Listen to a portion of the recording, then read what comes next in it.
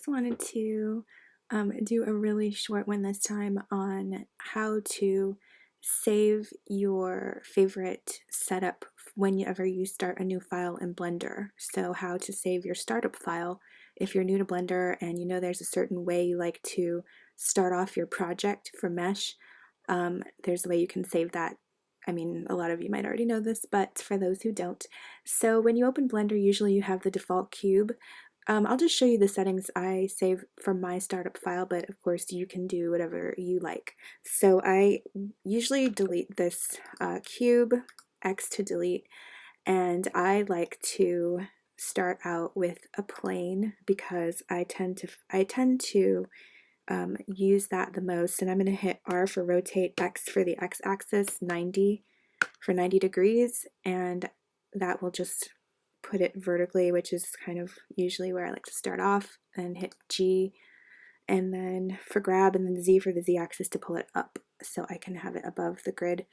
And that's just me, but as you can see on the back, the face looks solid. There really isn't mesh on the back of this plane. So if you don't know about back face culling, I did a little video about that I'll link below. So I like to turn on back face culling so I can see the back sides of my faces. So at the top right here, first of all, making sure I'm in solid mode or viewport shading, solid mode, and then click the drop down arrow to the right at the top of your screen, and then I'm going to click on back face culling.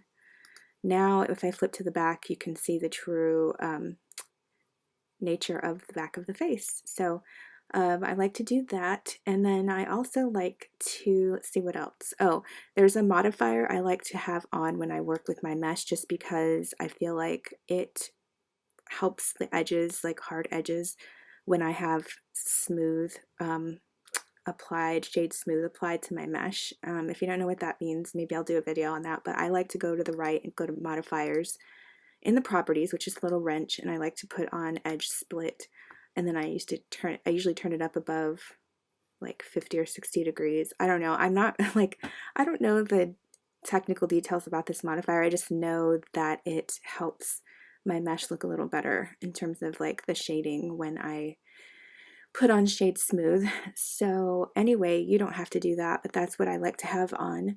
So I think I have everything the way that I like it for the most part. To save this, at the top left of the screen, go to File, and then go down to Defaults, and then Save Startup File, and then click Save Startup File.